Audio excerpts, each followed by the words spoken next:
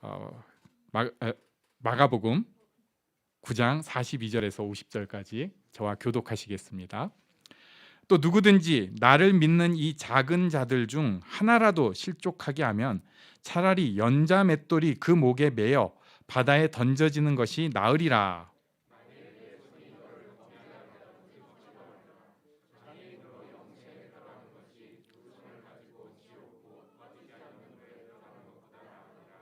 만일 네 발이 너를 범죄하게 하거든 찍어버리라. 다리 저는 자로 영생에 들어가는 것이 두 발을 가지고 지옥에 던져지는 것보다 나으니라.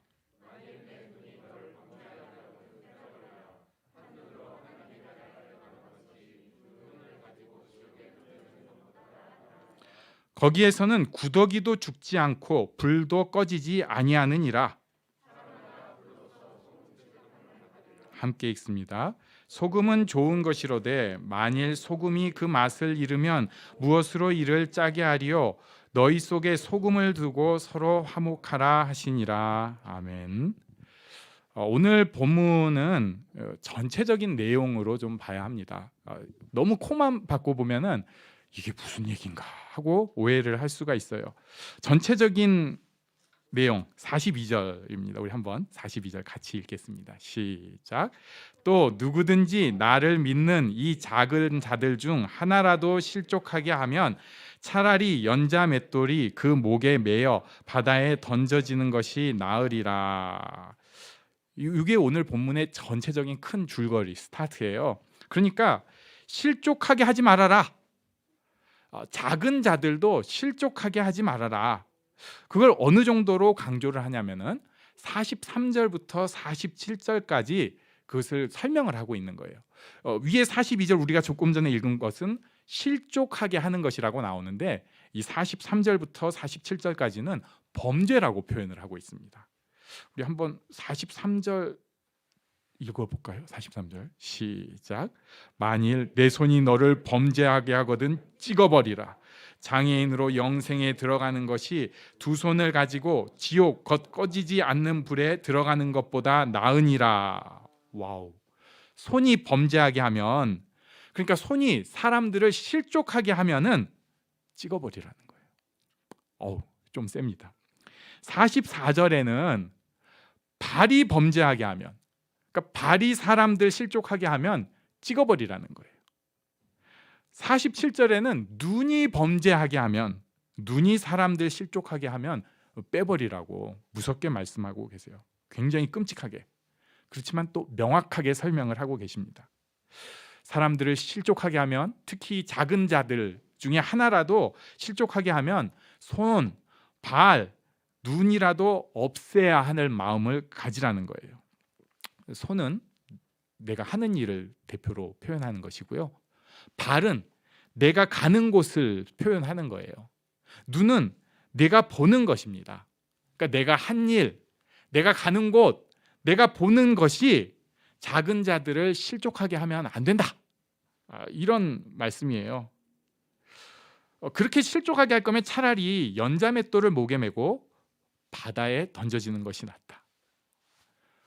굉장히 끔찍해요. 그러면서 또 계속 나오는 것이 지옥. 지금 43절, 45절, 47절에 43절, 44절, 47절에 꺼지지 않는 불이 계속 나옵니다. 이 지옥에 대한 묘사가 48절에 나와요. 구더기도 죽지 않고 불도 꺼지지 않는다. 49절에는 사람마다 불로써 소금 치듯함을 받는다. 이건 또 달리 번역하면 사람마다 불과 소금 뿌림을 받는다. 이렇게도 번역을 할 수가 있어요. 그러니까 굉장히 고통스럽고 이 고통에 멈춤이 없는 지옥을 그리고 있습니다. 이 지옥이란 말은 헬라어로 게헨나라는 단어인데요. 이게 히브리어에서 음역을 해서 따온 거예요. 원래 게헨나라는 헬라어가 있는 게 아니라 히브리어를 따온 건데 우리도 어디서 들어봤을 거예요. 흰놈의 골짜기. 그러니까 개 흰놈 이건데 이제 따오다 보니까 게헨나가 된 거죠.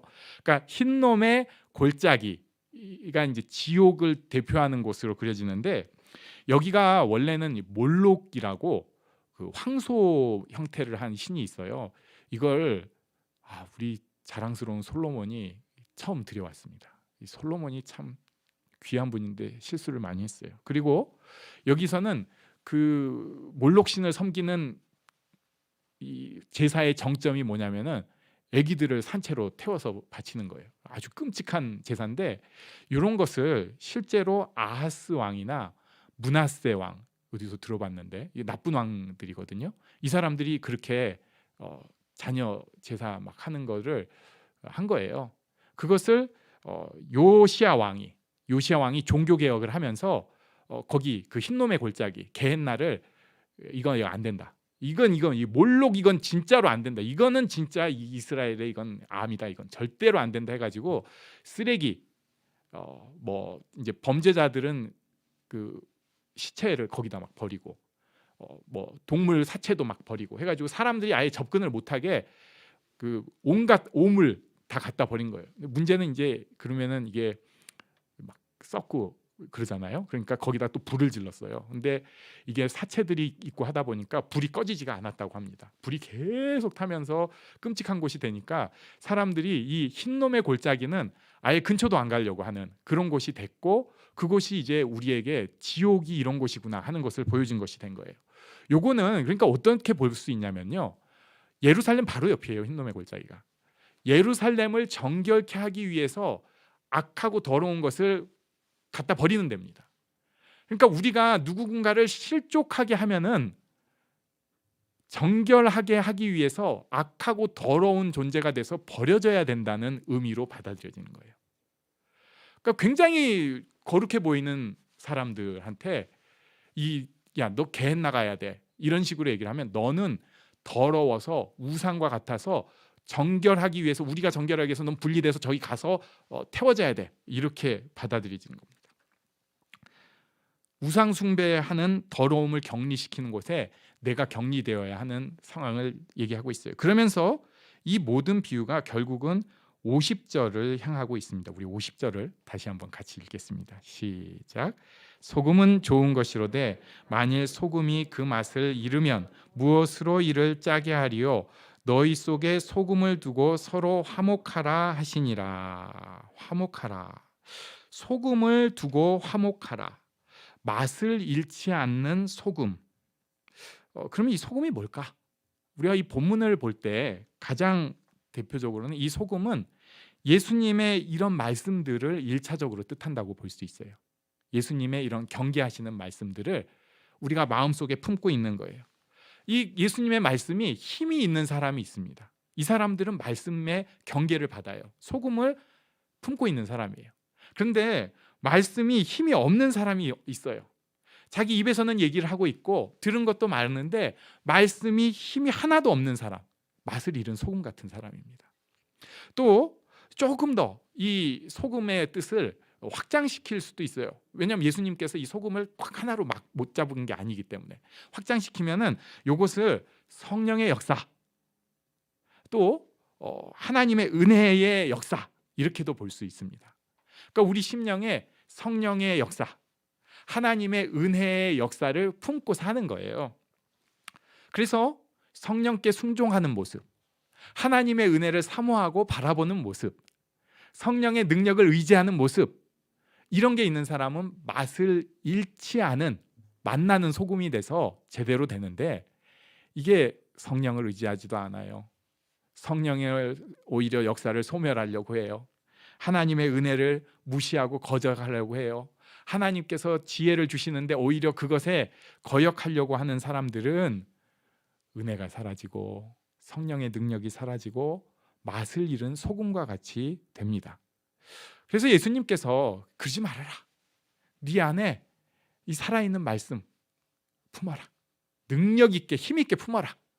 하나님의 은혜 사모하는 것을 꼭 품어라. 성령의 역사를 꼭 의지해라.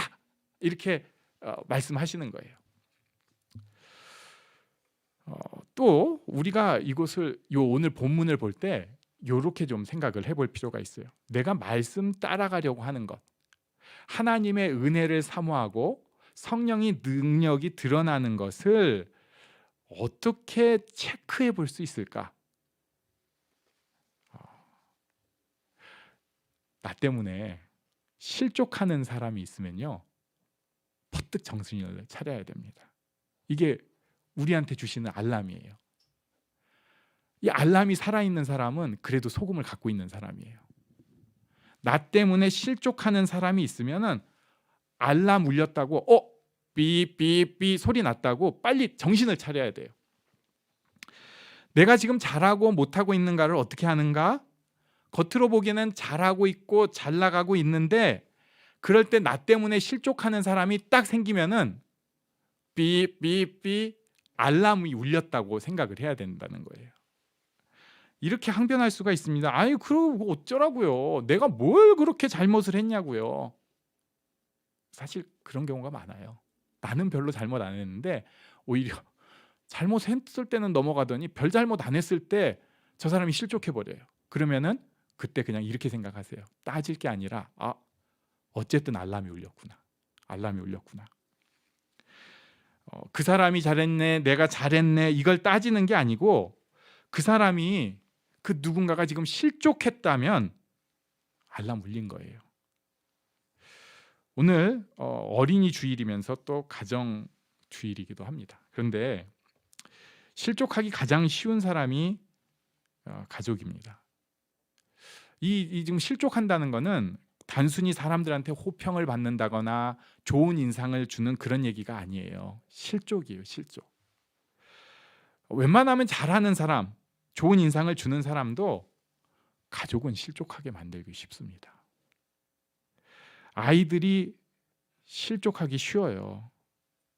애들이 겉으로는 큰 소리도 내고 거칠고 거역하고 강해 보이는데 이 애들이 아주 작고 여린 면이 있습니다. 근데 우리가요, 아주 참 안 그러고 싶은데 나도 모르게 본능적으로 이 어린애들의 작고 여린 면을 나도 모르게 집중적으로 때리고 공격을 하는 거예요. 애가 그래가지고 상처를 받고 회복되지도 않고 괴로워합니다. 나도 모르게 얼마나 그 약한 면을 계속 때렸는지 몰라요. 우리가 실족하게 하는 것입니다.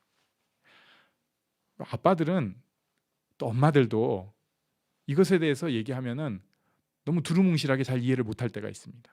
그럼요, 먼저 생각을 하세요. 이미 알람 울렸구나. 그리고 좀 미안한 마음 가져줘야 됩니다. 애들한테 미안한 마음 가져줘야 돼요. 그리고 고마운 마음 가져줘야 됩니다.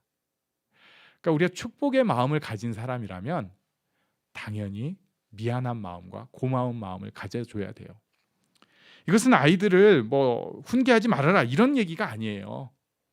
오히려 큰 소리 많이 치는 사람이 일관성 있게 맨날 그러면 우리 아버지는 원래 저래. 괜찮아요. 근데 우리가 무너지는 사람들이 있어요. 절묘하게 애들을 괴롭히는 사람이 있어요. 애들뿐 아니라 배우자가 그렇습니다.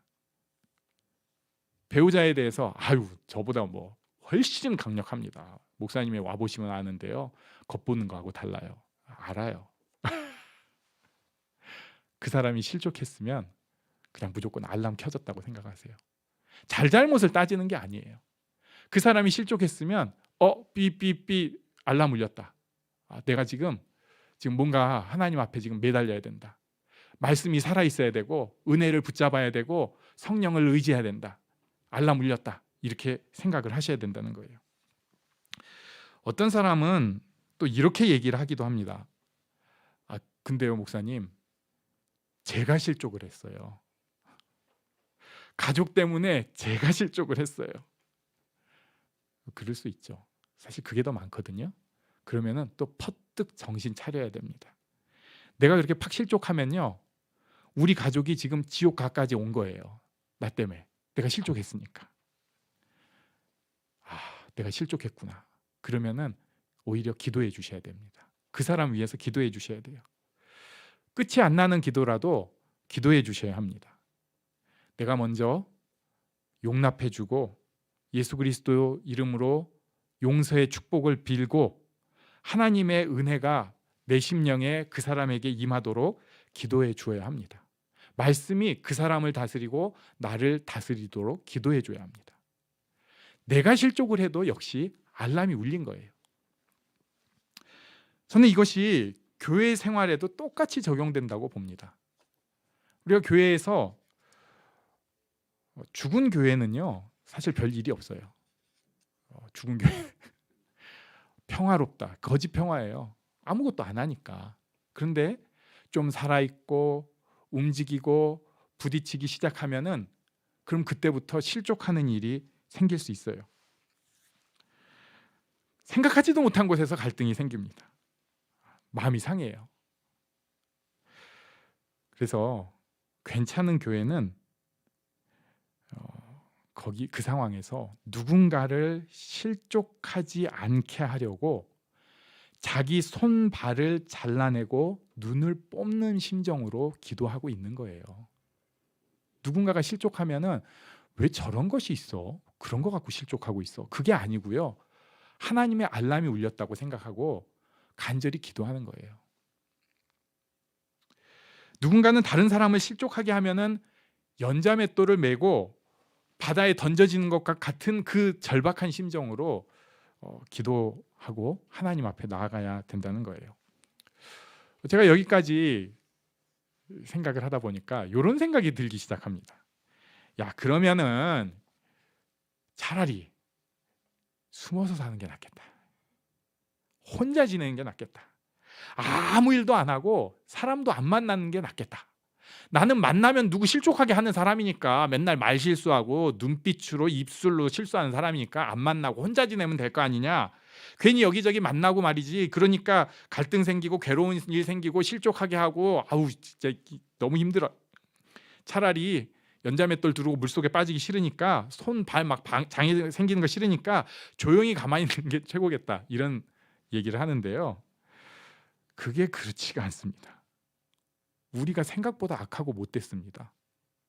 가만히 있으면은 상처 안 주나요?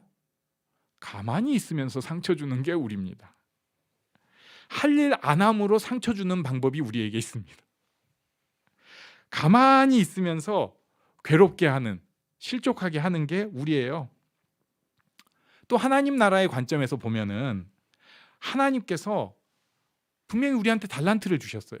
이렇게 저렇게 귀한 달란트를 주셨어요. 또 지금까지 환경을 이렇게 만들어 가지고 그 숱한 어려움으로 애를 그래도 요만큼 만들어 놨어요. 또 교육을 그러면서 막 시켜 주셨어요. 그랬는데 하나님 고생 좀 하셨는데요. 전 이제 끝입니다. 아유 무슨 실족시킬까 봐 겁나서 못 하겠네. 이러면서 땅에 묻어지겠다고 묻어지는 거예요. 그러면서 문제는 주변에 있는 사람들한테 더 실족을 시키고 다녀요.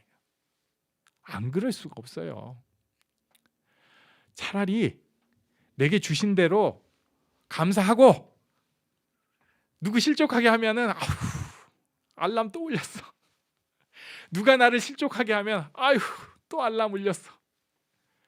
기도하고 축복하고 그러면서 화목하게 하려고 해야 하는 것이 예수님의 이 말씀을 기억하고 따르는 길입니다.